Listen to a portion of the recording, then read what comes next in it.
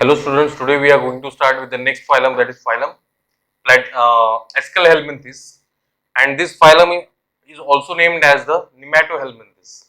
Okay, so let's see the general characteristic feature, and as we have discussed in previous session about the uh, parameters on which we are classifying these animals, that we will discuss here. Okay, so we are going to discuss those parameters also, and we are going to add some new points also within this phylum.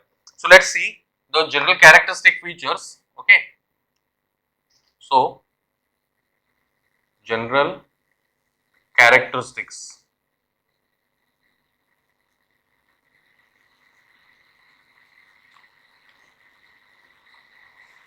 Now here, members of first general characteristic is the members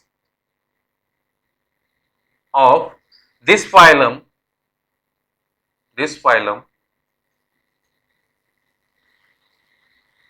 are known as nematodes. Are known as nematodes. Okay, and here you can take the example of the roundworm. Roundworm. Okay, which is also referred as Ascaris. We will discuss about it later. The next, they are triploblastic.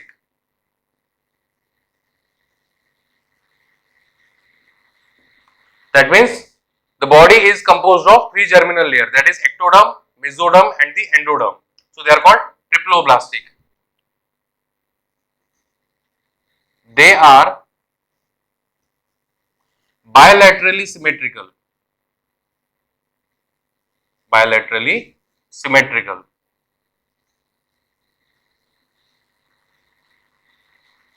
Okay. So here you can see the symmetry they possess is the bilateral symmetry. Symmetry. That means when we pass a plane through the center of the body, it will cut into two identical equal halves. That is the bilateral symmetry. The next, they are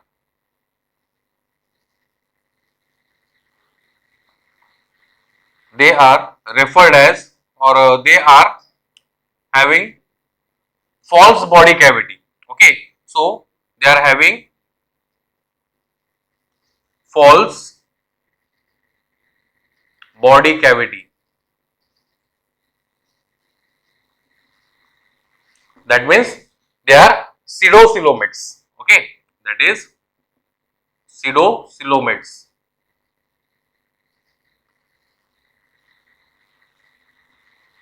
Okay, so when the body cavity it is dispersed, or the mesoderm in these organisms is dispersed, okay, or it is scattered. So what we are calling it is a pseudocoelomate. The next character is they have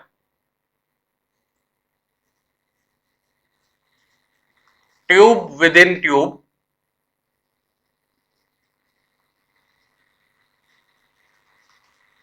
body plan. Okay, so they have tube within tube body plan. That means they have the complete alimentary canal. So one end is referred as the mouth and another end will be referred as the anus. Okay, but in case of Aschelhelminthes, the word or the term anus is not been used. Instead of that, some other term is used that we will discuss when we will discuss about the diagram of this Aschelhelminthes. Okay, the next, we will write the next characteristic feature, body wall. Body wall is made up of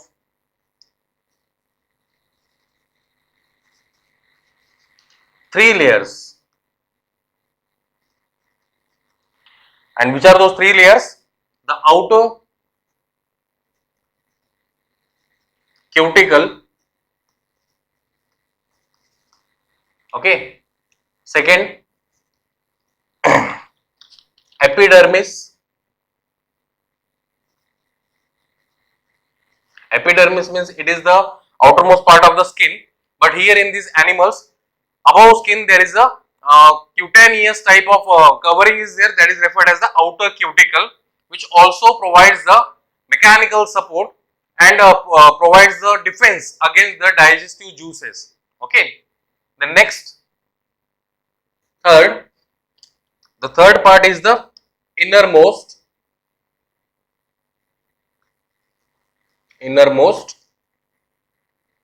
muscular layer.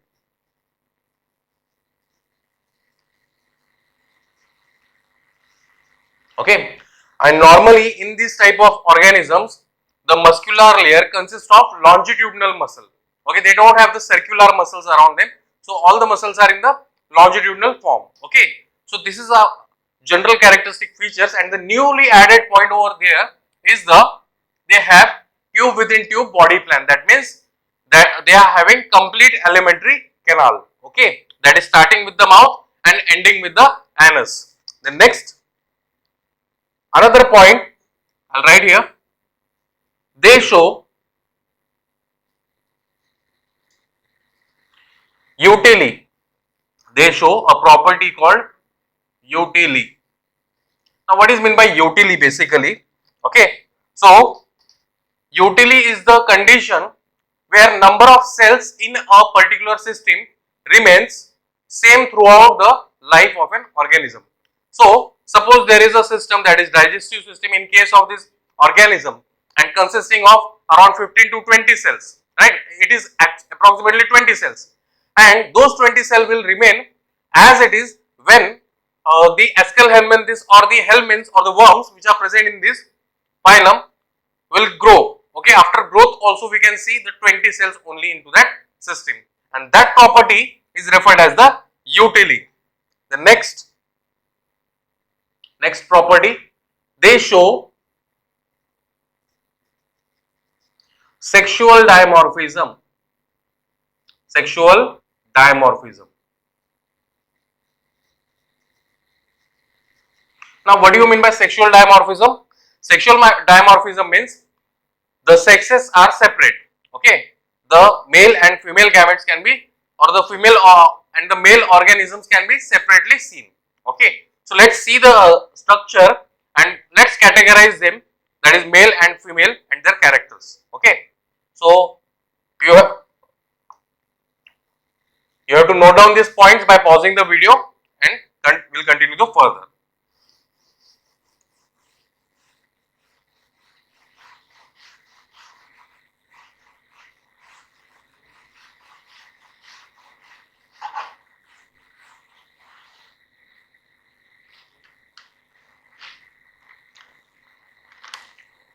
Now here, let's see the example.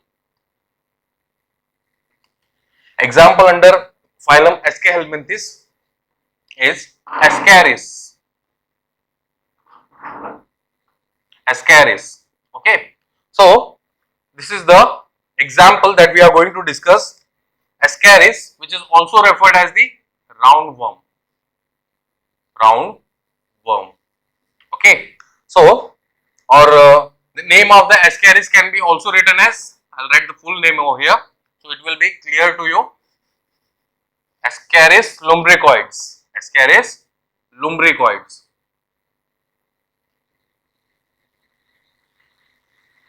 Okay, that is the scientific name of the Ascaris, and it is commonly named as roundworm.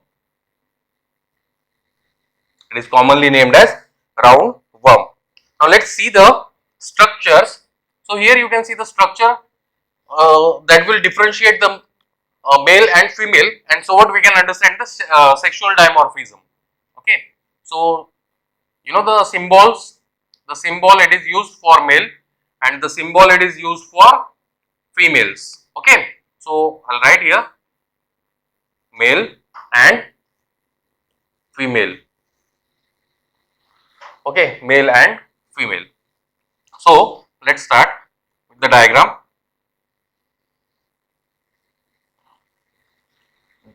The body is cylindrical. Okay, the body is cylindrical and consists of the opening. Okay, So it is cylindrical basically.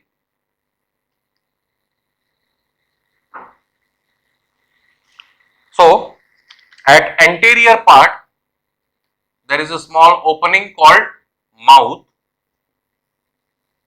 okay, and at posterior part there is an opening called cloaca, okay, and next to the cloaca there is a small flap like structure. That structure is referred as the copulatory setae, okay, copulatory setae, and cloaca acts as common opening. It acts as common opening for, it is acting as a common opening for excretion and it is acting as a common opening for excretion and the reproductive secretion, okay, or the reproduction. But in case of female ascaris, the structure is different. As compared to male, the females are longer or the larger, okay. So here let's see the structure.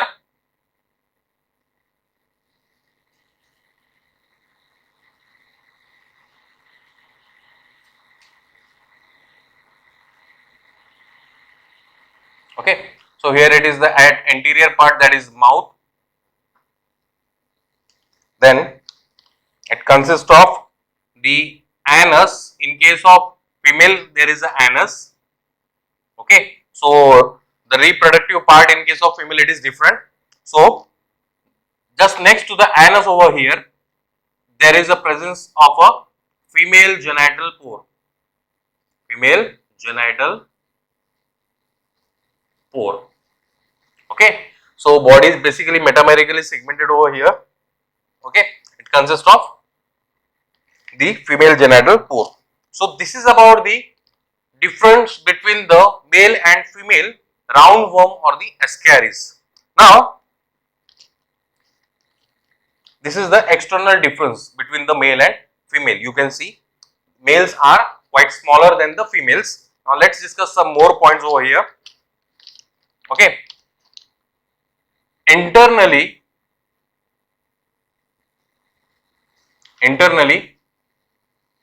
males, internally in males, okay, internally in males, okay, there is only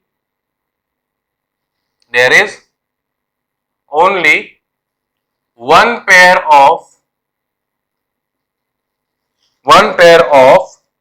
reproductive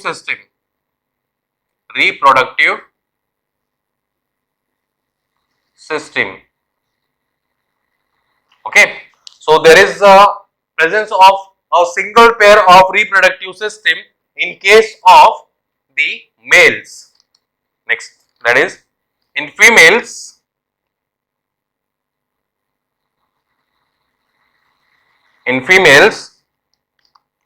there are two sets of reproductive system,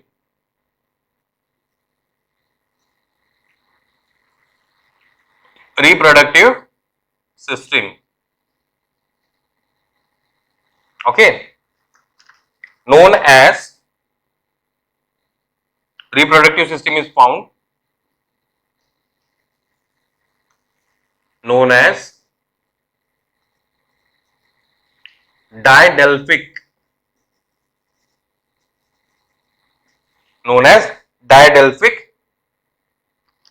condition, okay, known as didelphic condition. So see here, that is the anatomy of the male and female ascaris is different. In anatomy of the male we see there is presence of only one pair of reproductive system, okay, and this one pair of reproductive system is referred as the, I'll write here, that is called monarchic, okay. When there is only one pair of reproductive system. In case of female, there are two sets of reproductive system, and that condition is referred as the didelphic condition. Okay. Then next, I'll rub this and then we'll continue the more points.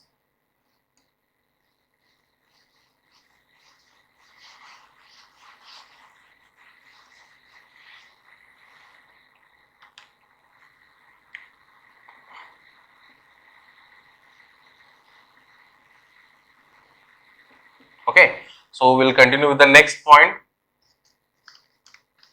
They are monogenetic. Monogenetic means what? They complete their life cycle in single host. Okay, that is in the humans. They are generally found in the human intestine. Okay, so they are also acting as an endoparasites, but they don't have secondary host as in case of platyhelminthes we have seen. Okay, some of the platyhelminths which are like what we say liver fluke have the two types of host, and the tapeworm also has the two types of host, but here it is monogenetic, that means it is living in a single host. Okay, so they are monogenetic, so they complete their life cycle in a single host. The next, the infection in human, the infection in the humans can be direct or indirect. Okay, so this kind of what we say direct or indirect, or you can say direct or oral, you can say. Okay, so whenever we have unhygienic food, when we eat unhygienic food material, at that time such worms or the such nematodes can enter our body. Okay, and they get entrapped into the intestinal part, where from the digested food material they will accumulate the nutrition.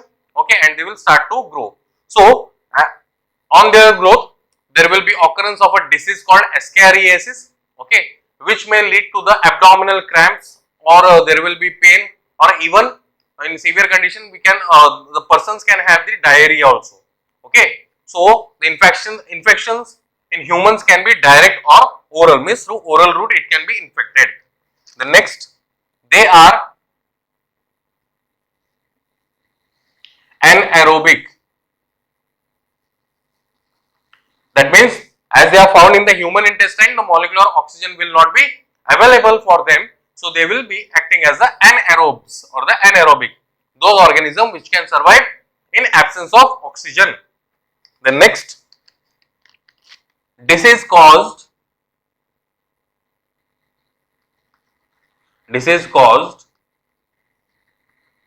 by ascaris is called ascariasis. Okay, and you can write the symptoms like abdominal cramps, diarrhea, as well as the pain. Okay, or the abdominal pain, and it is very common among childrens, because we see the small children, they don't know to maintain the hygienic condition. As they are unable to maintain the hygienic condition, so such organisms can enter their oral cavity so easily. Okay, so what such diseases can be more localized in the children's. Okay, so this is about the phylum Aschelhelminthes. This is very simple and very short. Okay, Aschelhelminthes. Just you have to remember the morphology as well as the anatomy of the Ascaris. Okay, morphologically we see the male as well as female, they have the they show the sexual dimorphism, as well as the external appearance of the male and female is different. Okay, males are smaller and females are larger. And when we go to the general characteristic features, again they are triploblastic. Okay, they have a bilateral symmetry. Okay, and they are acting as endoparasites. Then many more characters were seen. Okay, so I hope you have getting this. Now next we are going to move to the next phylum, that is phylum Annelida. Okay. Next we'll move to the phylum Annelida.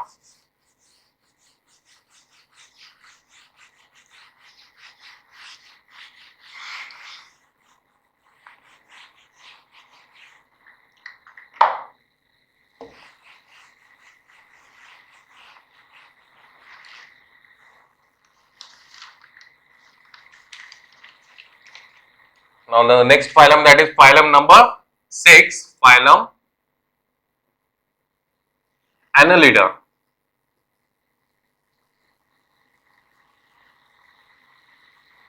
Phylum Annelida. Okay.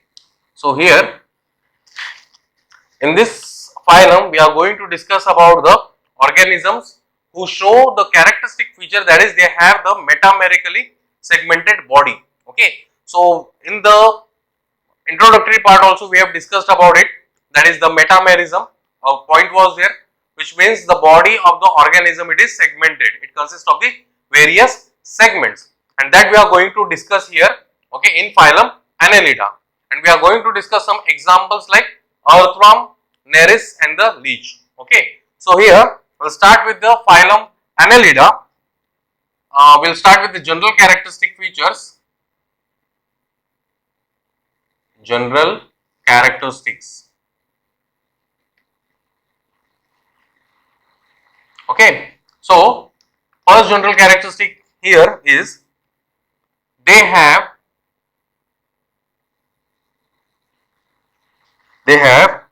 metameric segmentation.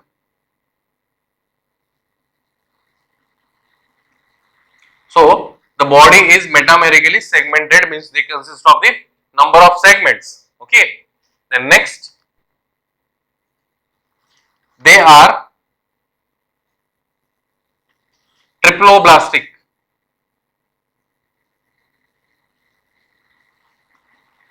That means the organisms, they are composed of 3 germinal layers, that is ectoderm, mesoderm and the endoderm. The next, they show bilateral symmetry. They show bilateral symmetry. Okay. The next, they are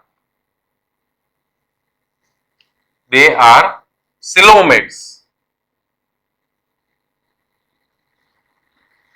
Now see here, what is meant by coelomates? This is the new point in this phylum, that is they consist of the true body cavity.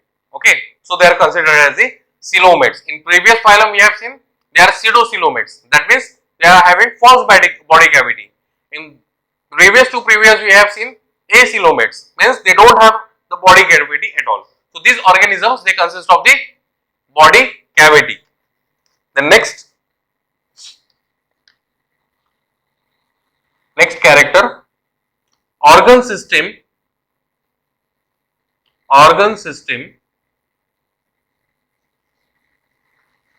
is well developed. Okay. So in these organisms we can see the different organ systems are well developed, like circulatory system is developed, then it has the what we say excretory system, respiratory system, even the reproductive system. Okay. Such all systems can be seen properly. The next character, skin is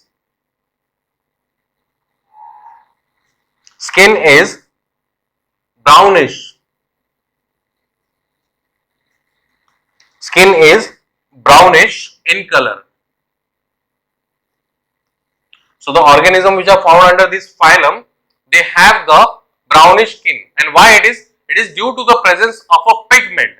Okay, we will write here. It is due to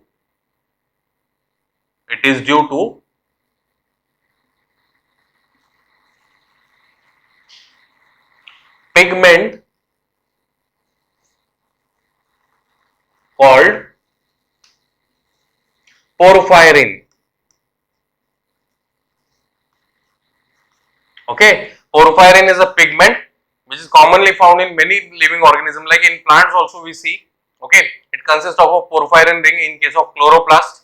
Okay, so it is iron containing ring or heme containing group, and due to which there is a appearance of a body color that is brownish. Okay, so it is due to porphyrin pigment. The next point we are going to write: the skin has three layers. Okay, the skin has three layers. The first or the outermost cuticle. Okay, outermost cuticle. Then next to that is the epidermis, and next to that is the innermost muscular layer. Innermost muscular layer. Innermost muscular layer. So here in this innermost muscular layer we can see longitudinal, longitudinal and circular, longitudinal and circular muscles.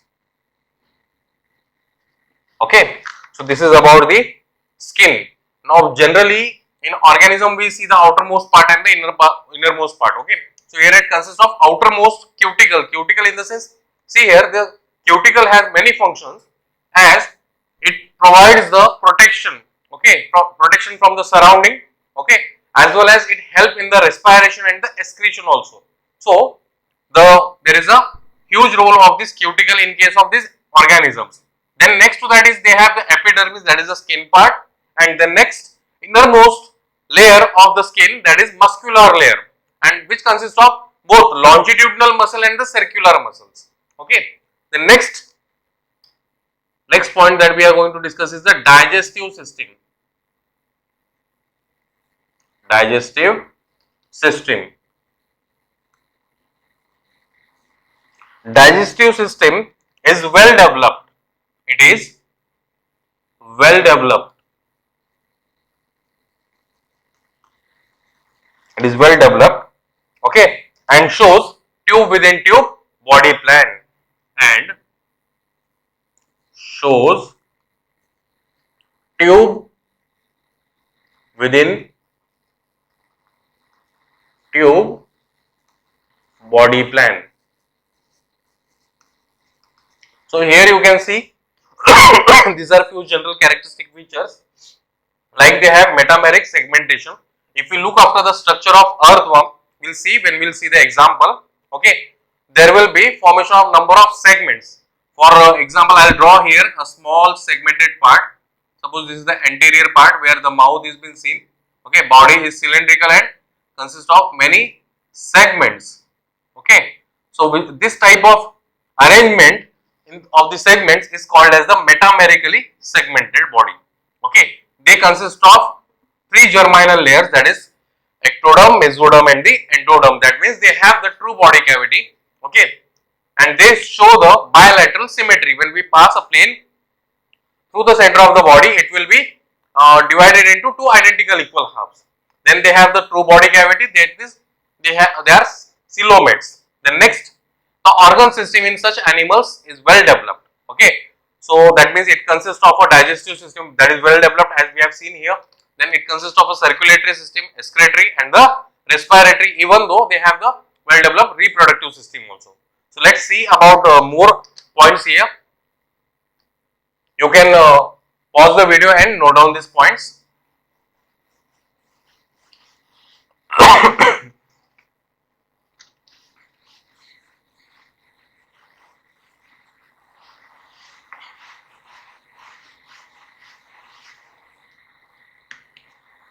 That is next point. Respiration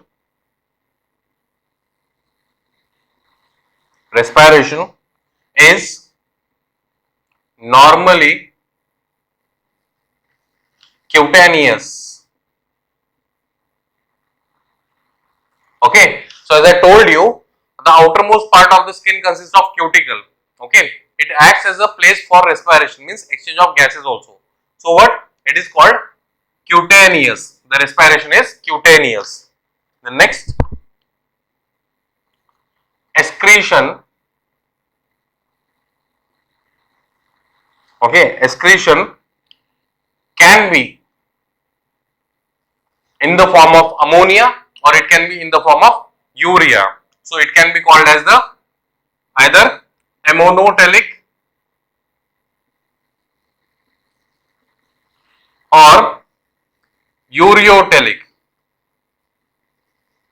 Okay. Now, when we talk about ammonotelic, that means the organisms will be found in the water, okay, or in the moist areas. So, in such a condition, the excretory material will be in the form of ammonia. Okay. So, in water, you can say in water. So, whatever annelids which are found in the water, okay, they secrete the, like if we talk about that is leech. Okay, the leech is found in the water and which secretes the nitrogenous waste material in the form of ammonia. So they are called ammonotelic. And others, example like earthworm and nereis. Okay, they come under ureotelic. That means they secrete the nitrogenous waste material in the form of urea. The next, excretory organs. Excretory organs. Okay, excretory organs are called nephridia.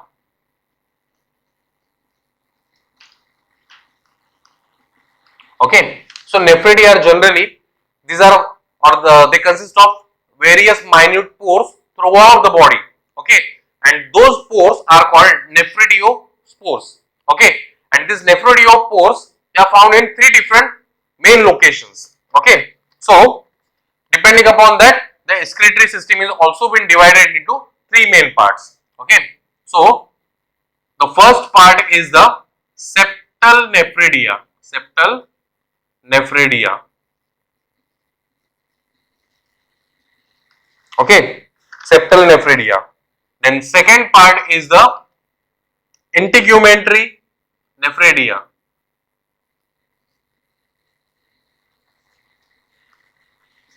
Integumentary nephridia. And third part is the pharyngeal nephridia.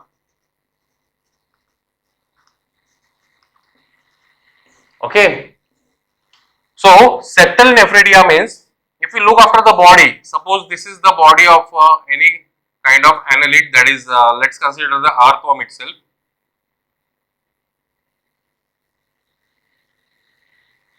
Okay, suppose these are the segments. Okay, so this part, this is the septa. Okay, at this place, if the pores are present or the nephridia are present, then they are called as the septal nephridia. Okay, integumentary in the sense they are found on the skin. This part, this is referred as the integumentary. Okay, this part will be referred as integumentary, which is found all over the body. And finally pharyngeal, wherever the pharynx is present in this region, the pharyngeal nephridia can be found. So depending upon the location, we are classifying the excretory organ into three parts, that is the septal nephridia, integumentary nephridia, and the third is the pharyngeal nephridia. The next point we are going to discuss is about the nervous system. Okay, I'll rub this.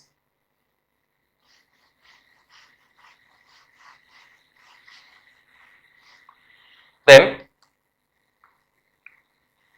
number 12, nervous system.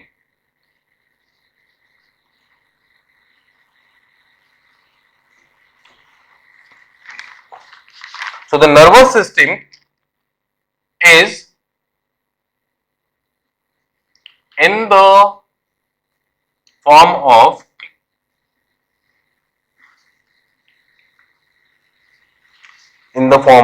circumpharyngeal nerve. Circumpharyngeal nerve ring. So basically when we talk about the nervous system, in these animals there will be presence of the group of neurons at the pharynx region. Pharynx, that means it is the part which comes under the alimentary canal. So at that portion we see there is a presence of the group of neurons, that is called ganglion. Okay, and these ganglions are located in two different locations. Okay, suppose this is the earthworm or any kind of annelid, and here it is the cylindrical body, right? So at this location and at this location there will be presence of ganglions, and these ganglions are connected with the help of a tubular structure called ring, okay, or the ring like structure, and these are most probably found in the pharynx region. So the name is given is circumpharyngeal nerve ring. Okay, so the name is given circumpharyngeal nerve ring, and ventral nerve cord. Ventral nerve cord. So there are two parts of the nervous system, that is circumpharyngeal nerve ring and the ventral nerve cord. So this is about the nervous system. The next point, that is reproductive system. Reproductive system. So in case of the annelids, okay, the annelids can be unisexual, okay, or they may show the sexual dimorphism also, okay, that is or they are unisexual or hermaphrodite, you can say. That is, if unisexual, that is sexual dimorphism, means one organism consists of one type of sex, that is either it is male or female, and if it is bisexual, then it consists of both the gametes within it, that is called hermaphrodite. So it can be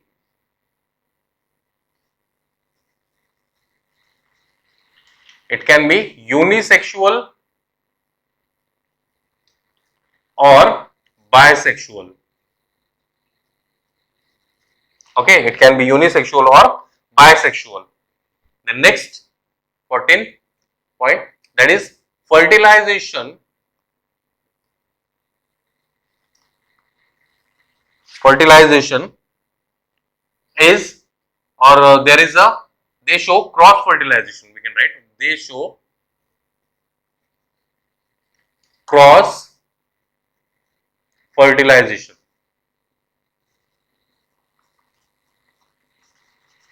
Okay, the next, although they show the cross fertilization, they also possess a property called protandrous. What is meant by protandrous? So protandrous means the male gametes develop first. Okay, the next development, we'll write the last point, that is 15th point.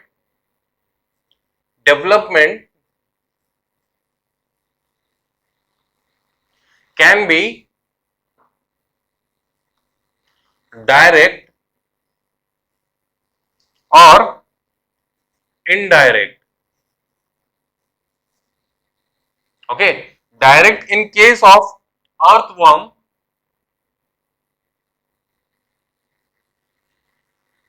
and leech, and indirect in case of Nereis. Okay, so it undergoes the larval stages, and the larva which is formed in the Nereis is called trochophore.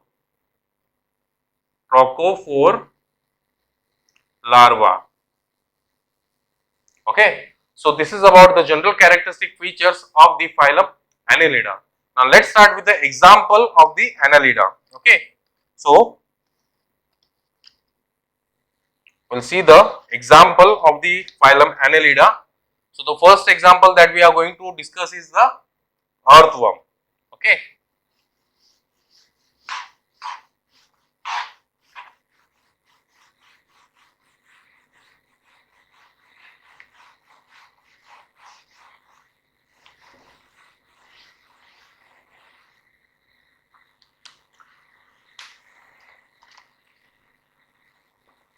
Example, earthworm.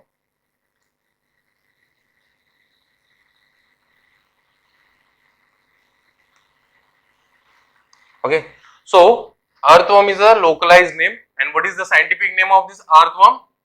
That is Pheritema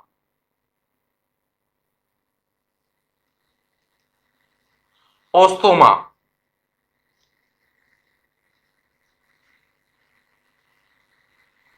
Pheritema posthuma. Okay, that is the scientific name of the earthworm, Pheritema posthuma, and there are other more species like Pheritema. Okay, other species are there, Pheritema. Okay, among these we are going to discuss about the earthworm, that is Pheritema posthuma. Then let's see the characteristic feature of the earthworm. Okay, what characteristics they have? They show internal as well as external metamerism. They show internal as well as external metamerism. So when we look after the body of the earthworm, it is externally as well as internally segmented. Okay, so that is called metamerism. The next, the number of segments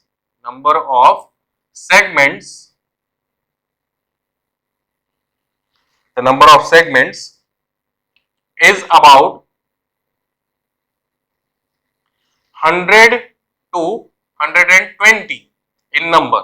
Okay, so there are 100 to 120 segments are present in the body of the earthworm.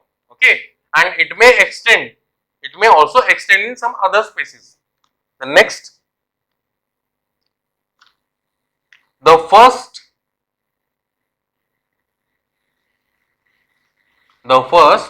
segment, that is mouth, is known as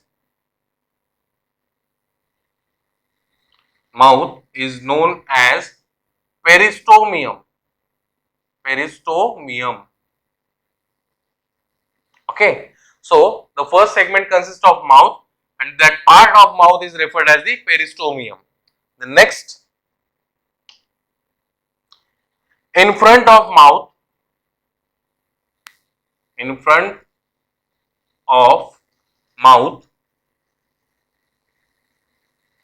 okay, there is a structure used for digging the soil. As you know, the earthworms, they are found in the burrowing soil or in the soil. Okay, wherever a moist area is present. So they dig the soil, means they fraction the soil surface. Okay, with the help of a structure. Okay, which is present at the front side of the mouth. Okay, there is prostomium. So the part which is used for digging is called prostomium. Okay, the next, segments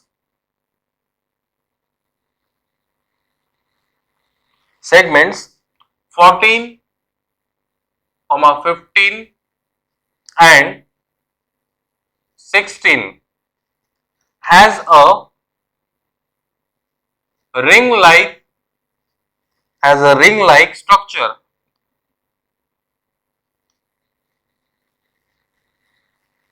Okay, so on the 14, 15 and 16 segment, there is a ring like structure known as clitellum. Okay, so that is known as clitellum. I will tell you by the diagram. We will draw a rough sketch over here of the earthworm, and we will discuss about all these segments when we will discuss in the next chapter, that is structural organization of animal. There we have the entire morphology as well as anatomy of the what we say earthworm. Okay, So we'll discuss about it in that chapter. But here I'll draw a rough sketch for you so that we can understand which part of the earthworm's body is referred as clitellum. Okay. So suppose this is a rough sketch.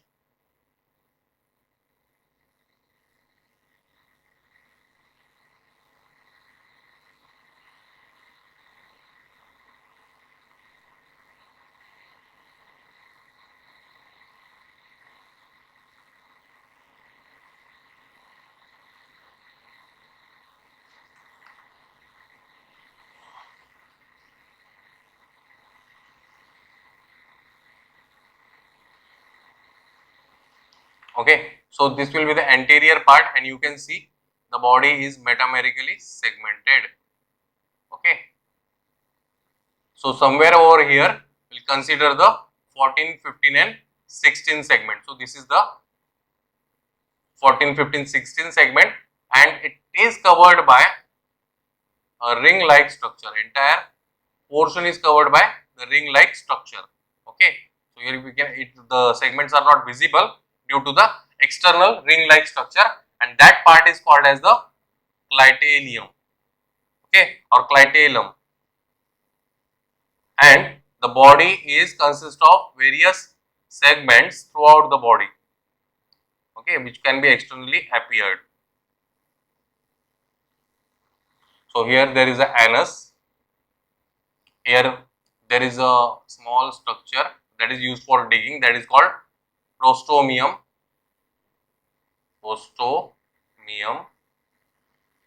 and the mouth part is referred as the peristomium.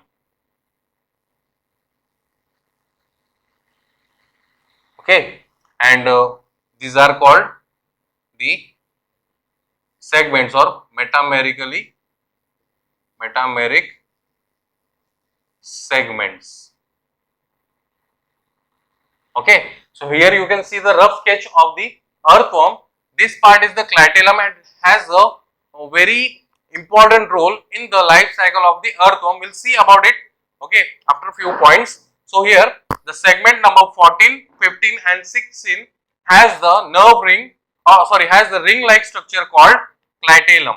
Okay, so you have to remember the segment, whatever segments I am telling you. First segment consists of peristomium.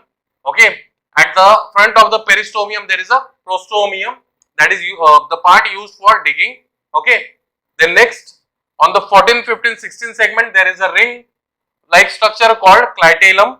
Okay, the next, the last segment is called anus. Okay, the last segment is called anus. Okay, that is the last segment, that is the distal opening called anus. The next, skin is brownish. Now, why it is brownish? As I told you, it consists of a pigment that is called porphyrin. So the skin is brownish due to the presence of porphyrin pigment into it. Okay, and the skin is also help in respiration. As I told you, respiration is cutaneous, right? So respiration cutaneous in the sense it will take place through the surface of the skin itself.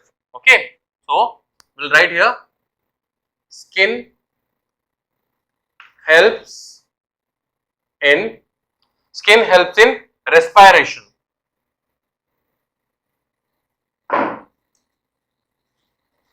Skin helps in respiration. The next, they are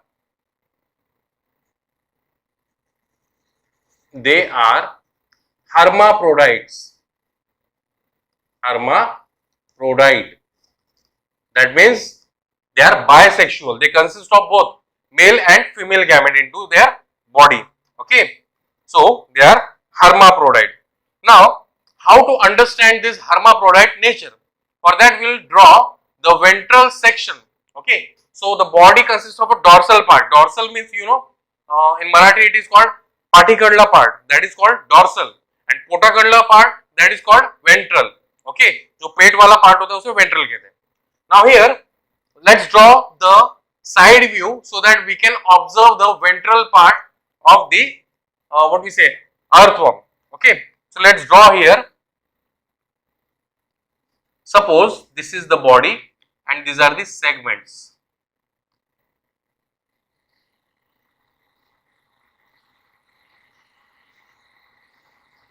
Okay, these are the segments.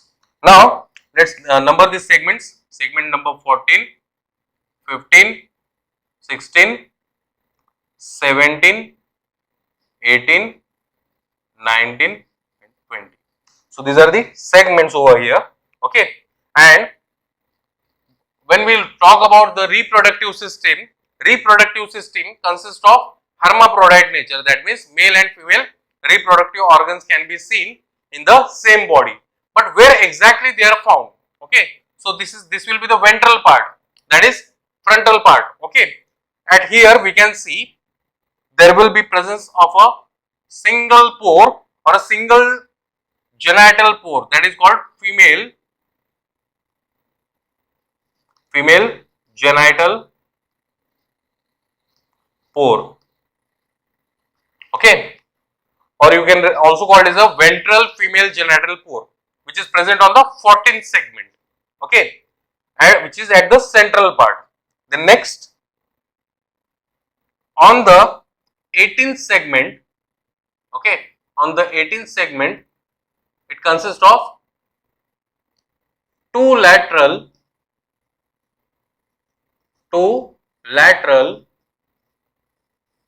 male genital pores.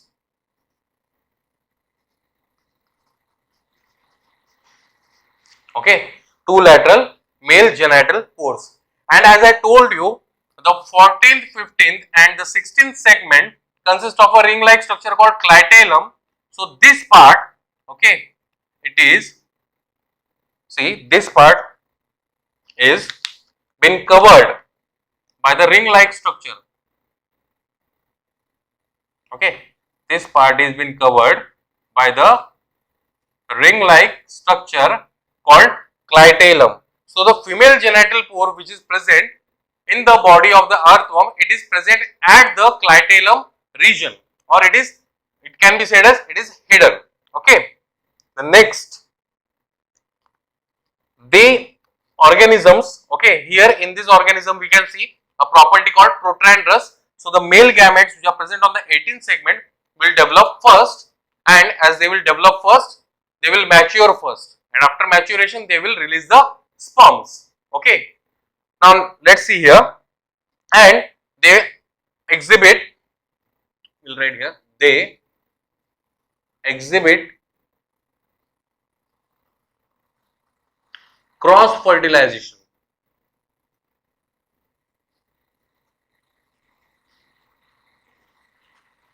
They exhibit cross fertilization. Okay, I hope you are getting these points. Okay, it is not that difficult. Just you have to imagine the diagram. Okay, or imagine the picture of the earthworm.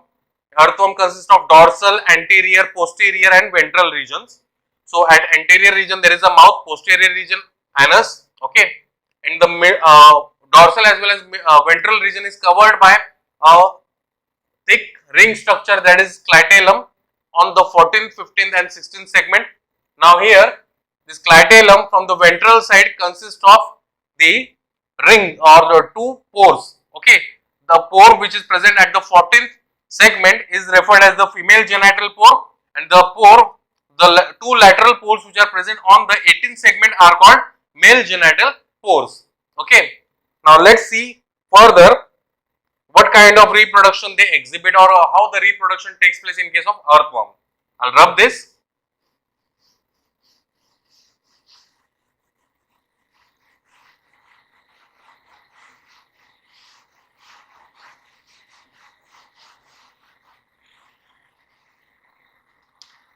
So, as I told you, they favor cross fertilization. The next, they have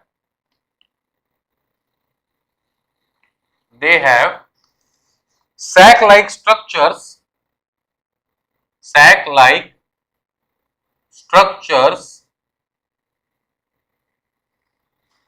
okay, called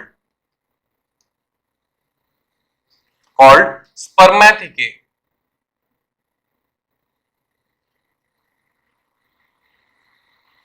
Now, what is the function of this spermathecae?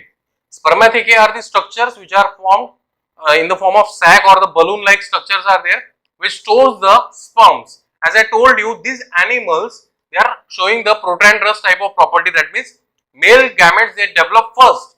As the male gamete develop first, they will produce the sperms. Okay, and these sperms, they are stored in particular pouch. Okay, and that pouch is nothing but a spermathecae.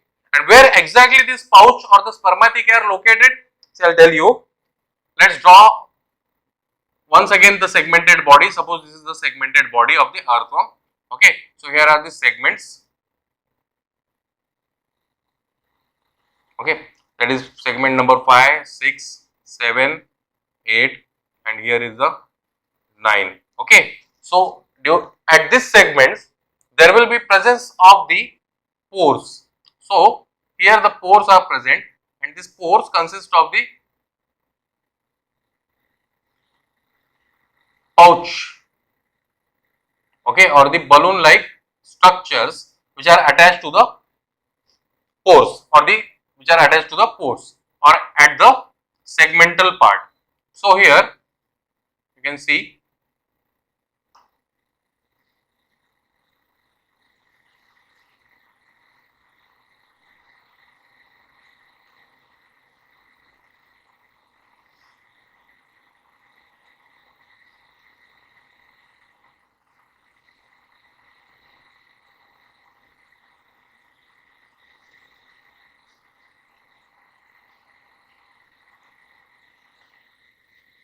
okay. So such pouch or balloon like structures are called spermathecae. Now where exactly they are found? They are found on the 5th, 6th, 7th, 8th and 9th segment. Now most of the time we see many questions are asked on this part, as they ask the where exactly the spermathecae are found. If we talk about spermathecae, they are found, okay, on the septa, that is they are found on the septal wall or the segments like 5th, 6th, 7th, 8th, okay, that is spermathecae. And when we talk about the spermatical pore, okay, it comes with the, okay, they are found on the wall of, see where they are found? They are found on the wall of 5 and 6. So this is the 5th segment over here. We'll draw right here like this. This is the 5th segment, 6th, 7th, 8th, okay, and over here it is 9th. So these spermatical pores, okay, the pores which are present here, these pores, they are formed on the 5/6, then 6/7, 7/8 and 8/9. So questions are asked basically on this part only, where exactly the spermatical pores are formed. Now what is the function of this spermathecae? As male gamete, they develop first, right? So these male gametes will release the sperm, and these sperms will be stored into this spermathecae, okay, and at the time of copulation in the sense at the time of sexual reproduction, okay, these sperms will be fertilizing the ova which are been produced by the female reproductive organ, okay. Now next point, during cross fertilization,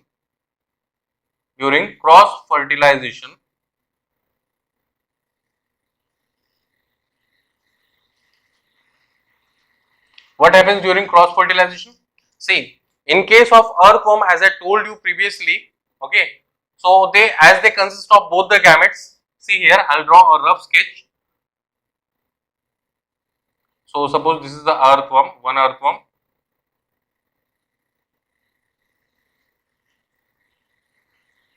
This is the clitellum part. So it will be the beginning. At the beginning, on the 14th segment, there is a female genital pore which is covered by the clitellum, right? And the 18th part or the 18th segment consists of two lateral or two ventrolateral male genital pores. Okay, So two ventrolateral male genital pores are there which are open or which are exposed. And again simultaneously from here we will draw another earthworm.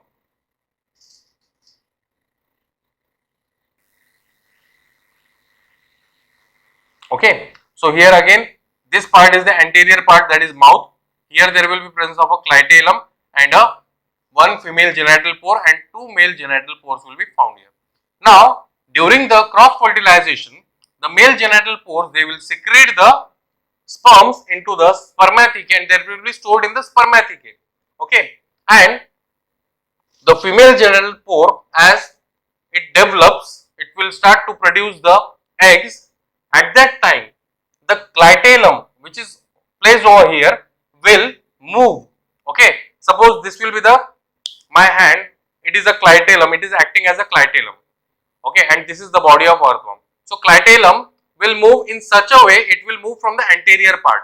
Okay, so within the clitellum, that is acting as a pouch, from the 14th segment, the eggs will be released within the clitellum, and as it will go from the anterior region, from the segment 5, 6, 7, 8, 9, it will also take the sperms.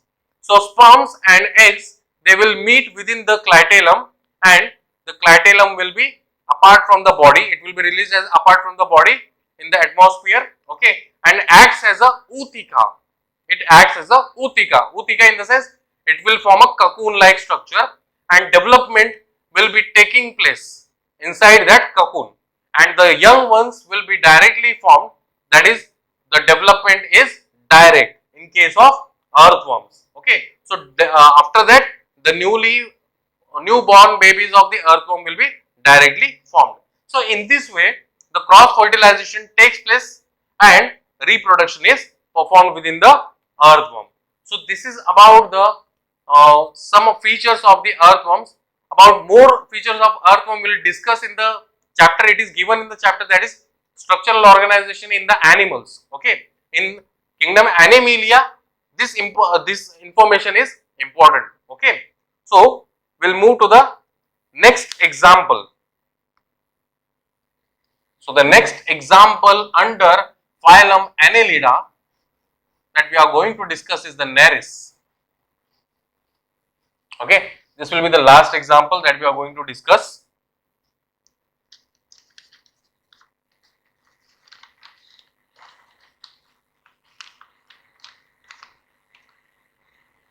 Example number 2, that is Nereis. As leech as well as earthworm, they have basically similar structures. Okay, so what we have discussed earthworm. Okay, when it comes to the development, again we have discussed that earthworm and leech, they show the direct development.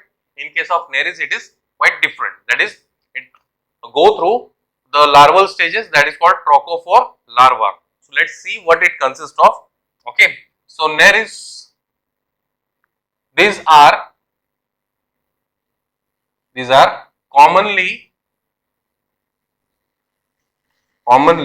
called calm worms. These are commonly called calm worms or sandworms. Sandworms.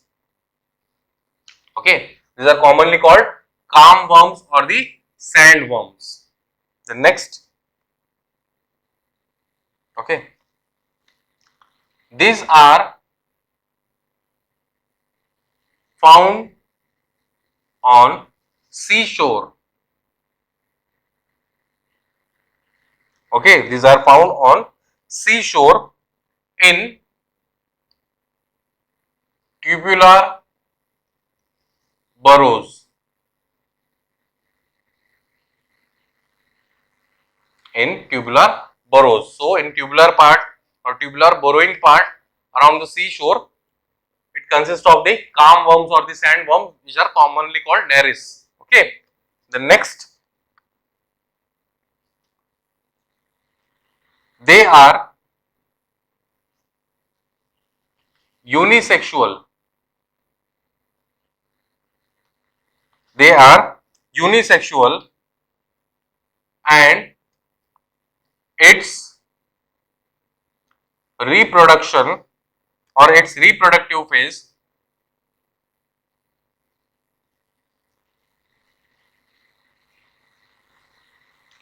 is called, and its reproductive phase is called heteroneris. Heteroneris. So next we are going to discuss about the few more characteristic feature of this neris. Okay, but for phylum Annelida, okay, you have to go with the general characteristic features. For example, for your understanding, I am giving these examples. Okay, so heteroneris. The next, fertilization occurs in seawater. Fertilization occurs in seawater. Okay, fertilization occurs in seawater. The next, during development,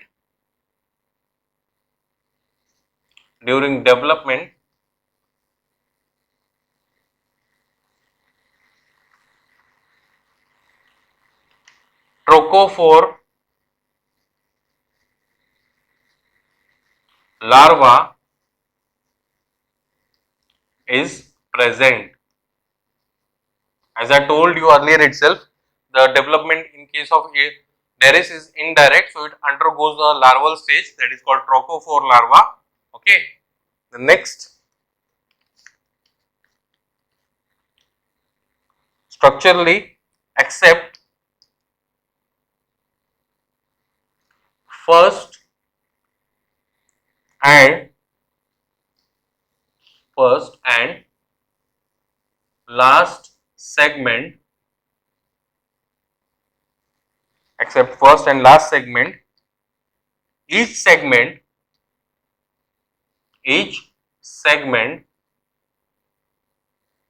bears laterally,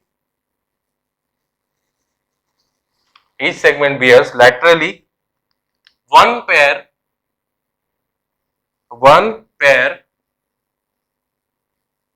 of fleshy projections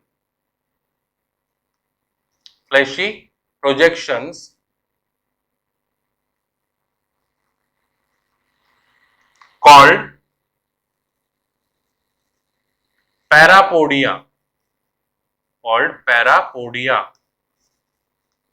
and this parapodia are used in swimming. Okay, this parapodia are used in swimming. Okay, so this is about the neris. So we have covered two different phylums today, that is phylum Aschelhelminthes and phylum Annelida. Okay, in phylum Aschelhelminthes we have discussed about the roundworm, that is Ascaris. Okay, and this Ascaris causes a disease called Ascariasis. We have also discussed about the general characteristic features of this phylum Aschelhelminthes and the general characteristic feature of the phylum Annelida. So I hope you have got all this information. You have to pause the video and you have to note all the points in your notebook, okay, and revise these points before the next lecture, okay, so that whatever point we have discussed will be completely understood to you. Okay, if you have any kind of doubt, you can also ask me in the doubt session or you can personally text me. Thank you.